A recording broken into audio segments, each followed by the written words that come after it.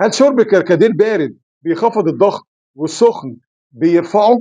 النهارده هنعرف الحقيقة الكاملة اللي العلماء أكدوها بالأدلة، وكمان هنعرف في آخر الفيديو معلومة ربما تكون أول مرة تسمعها. خليكم معايا بس. هل الملح بيرفع الضغط والسكر بينزله زي ما بيتقال ولا لا؟ يا ريت اللي مش مشترك في القناة يشترك ويدوس على زر الجرس عشان يصله كل جديد، وندخل في الموضوع ونقول بسم الله والصلاة والسلام على رسول الله. زمان كان في الطب الشعبي كانوا لما بيلاحظوا ان اللي عنده ضغط ده بيشرب كركديه بارد بيحس براحه، واللي ضغطه واطي ممكن يحس بدوخه لو شرب الكركديه. من هنا طلعت المقوله ان البارد بينزل الضغط والسخن بيرفعه، والكلام ده انتشر من جيل ورا جيل لحد ما الناس خدوه كانه قانون ثابت. بس العلم لما دخل بقى في الموضوع لقينا المفاجأة، جاب لنا مفاجآت. العلماء درسوا الكركديه نفسه، ورق الكركديه مش البودرة، ها؟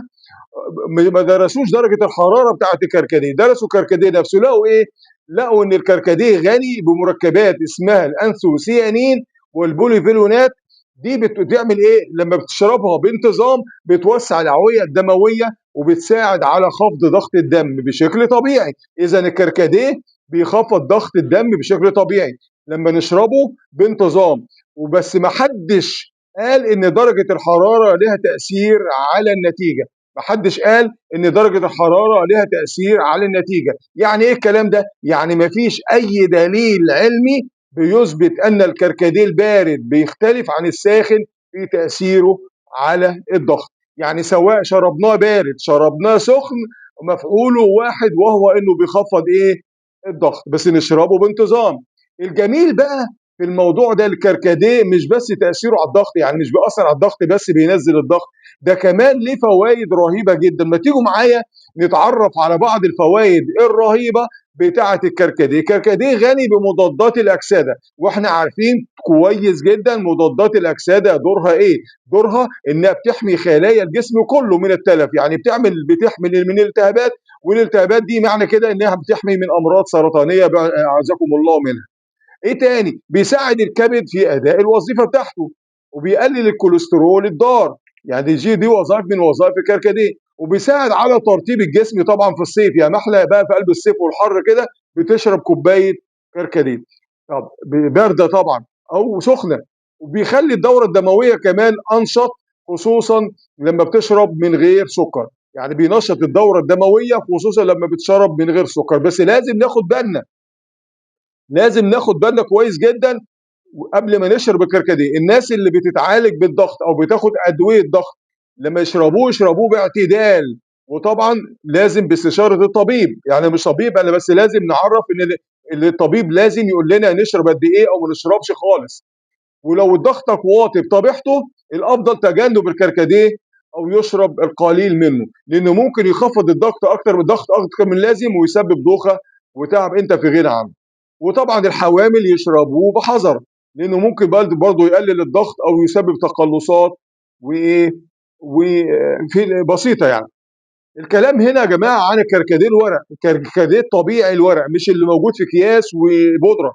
البودره ده عليه نكهات والوان والله اعلم عليه ايه تاني، واخدين بالكم؟ يبقى الكلام هنا على الكركديه الورق اللي احنا بنجيبه في رمضان ده وننقعه ونشربه، هو ده اللي انا الكلام كله عليه. لكن البودره واللي عليه الوان صناعيه وطعوم صناعيه ده انا ماليش دعوه بيه. وخليني اقول لك بقى على غلطه ناس كتيره بتقع فيها، ناس كتيره جدا بتقع فيها. هو ان الواحد عايز يشرب كوبايه كركديه بتلاقيه بيحط على الكوبايه 4 5 معالق سكر. ده صح ولا غلط؟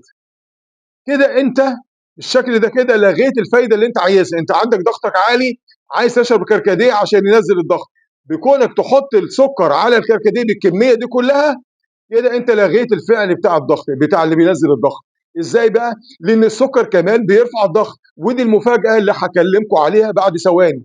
وبعدين في نفس الوقت السكر دوت او السكر اللي انت بتحطه دوت بيخلي الجسم بيحتفظ بايه؟ بالسوائل، وبيأثر على الكلى والاوعيه الدمويه لو التحليه كانت كتيره، يعني لو التحليه بتاعتها كانت كتيره. ولازم لو في ضروره يا جماعه ان انت مش قادر تشرب الكركديه ده من غير سكر خالص، حط عليه معلقه واحده او حليه بعسل طبيعي بكميات بسيطه، بس ما تحطش اربع خمس معالق ست، ما ده في ناس بتخليه عسل اسود زي طعم العسل بالظبط، ده كلام مش مظبوط.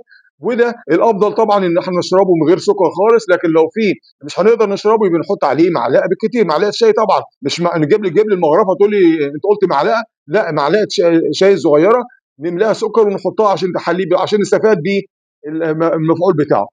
نيجي بقى للمقولة اللي بتقول إن الملح عكس السكر أو السكر عكس الملح، يعني الملح بيرفع الضغط والسكر بينزله. ناس كتير على فكرة بتقول الكلام ده، بيقولوا إن الملح طبيعي إن الملح بيرفع الضغط، وبيقولوا خد سكر عشان السكر السكر بينزل الضغط. الحقيقة بقى إن نص الكلام ده صح ونصه غلط. الصح الصح إن الملح هو السبب الأشهر أو أشهر سبب في ارتفاع ضغط الدم. ليه؟ لأن بيخلي الجسم بيحتفظ بالميه وبيزود حجم الدم، وبالتالي الضغط بيزيد. وده مؤكد يا جماعه من منظمه الصحه العالميه وجمعيه القلب الامريكيه. انما السكر بقى احنا خلاص متفقين ان الملح بيرفع الضغط. السكر بقى الناس كلها فاكره او ناس كتيره فاكره انه بيخفض الضغط، لان بعض الناس بيحسوا بدوخه او هبوط بعد الاكل، عشان كده بيقول لك السكر بيخفض الضغط. الحقيقه العلميه اللي صدمت العلماء، وطبعا هتصدم حضراتكم دلوقتي، وانا فعلا في يوم من الايام صدمت بيها، ان السكر كمان له دور كبير جدا جدا، وقد يكون اخطر من الملح على المدى الطويل على ضغط الدم. هقول تاني الحته دي، الحقيقه العلميه اللي صدمت العلماء وصدمتني انا بعد من مده، يعني اول ما عرفت ان السكر ممكن يرفع ضغط الدم، ان السكر له دور كبير جدا قد يكون اخطر من دور الملح، بس مش في ساعتها، ده على المدى الطويل يعني بيزود ضغط الدم، بس مش في ساعتها. الدراسات الحديثه بتقول ان السكر الزياده، خصوصا الفركتوز اللي موجود فين، خلي بالكم معايا، صحصحوا، والناس اللي بتستعمل الحاجات دي كلها يصحصحوا معايا. الدراسات الحديثه بتقول ان السكر الزياده وخصوصا الفركتوز اللي موجود في المشروبات الغازيه، الناس المدمنه مشروبات غازيه، والموجود في الحلويات، ده شيء اساسي. الفركتوز والجلوكوز ده شيء اساسي معظمه في معظم الحلويات. بيعملوا بيرفعوا الضغط بمرور الوقت. ليه بقى؟ لانه بيؤدي الى زياده الانسولين في الدم. السكر وخصوصا الفركتوز بيؤدي الى زياده انسولين الدم، وده بيخلي الكلى بتحتفظ بالصوديوم والميه، ومع الوقت ده بيحصل ارتفاع مزمن كمان في ضغط الدم. فانتوا معايا الكلام ده يا جماعه؟ يعني ببساطه الملح بيرفع الضغط فورا، لكن السكر بيرفعه بس بشكل تراكمي على المدى الطويل، يعني مش فوري. غير الملح ده تاثيره سريع، لكن السكر على المدى الطويل، الناس المدمنه حاجات ساقعه ومدمنه حلويات كتير وبتاكل يعني الحلويات الكتيره دي كلها، مع الوقت هتلاقي ضغطها عالي، وضغط كمان ضغط مزمن. واخيرا ما تقولش بقى بعد كده ان الكركديه البارد بيخفض الضغط والسخن بيرفعه. انت عرفت المعلومه دلوقتي. وكمان ما تقولش ان السكر عكس الملح. اللي يفرق يا جماعه في الحاجات دي كلها هي الكميه اللي احنا بنتناولها والنظام الغذائي وطريقه عمل الكركديه نفسها، طريقه تحضير الكركديه نفسها. يبقى ما تقولش ان الكركديه السخن بيرفع، ولا تقول ان الملح عكس السكر وان السكر بيخفض الضغط. شرب الكركديه لو شربنا نشرب كميات معتدله، ما نفرطش فيه طبعا حتى لو انت سليم.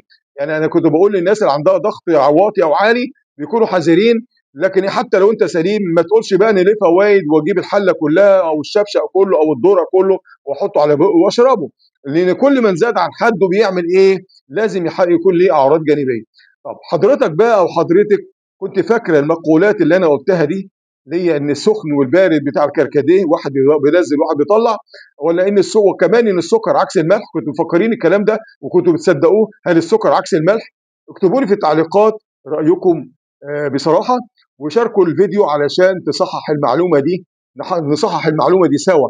فالدال على الخير كفاعله. اللهم علمنا ما ينفعنا وانفعنا بما علمتنا وزدنا علما. اللهم اجعل هذا العمل خالصا لوجهك الكريم، واجعله في ميزان حسنات كل من شاهده ونشره ابتغاء مرضاتك يا رب العالمين. ما تنسوش تدعوني وتصلوا على النبي صلى الله عليه وسلم في تعليق وتدعم لاخوانكم. وما تنسوش طبعا تدعموا القناه، لان القناه دي المشاهدين بتوعها زي حضراتكم اللي معايا لغايه دلوقتي بيسمع الفيديو دوت من الناس اللي بتحب التثقيف وعايزه تتعلم وعايزه تعرف، فالناس دي قليله جدا، فاحنا عايزين نوصل لهم عن طريق تدعيم مثل هذه القنوات. انا ما بقولش دعموا قناتي بس، ندعم القنوات المثيله كمان عشان نوصل التثقيف الغذائي والصحي او ننشره في المجتمع. بس كده، اشكركم والسلام عليكم ورحمه الله وبركاته.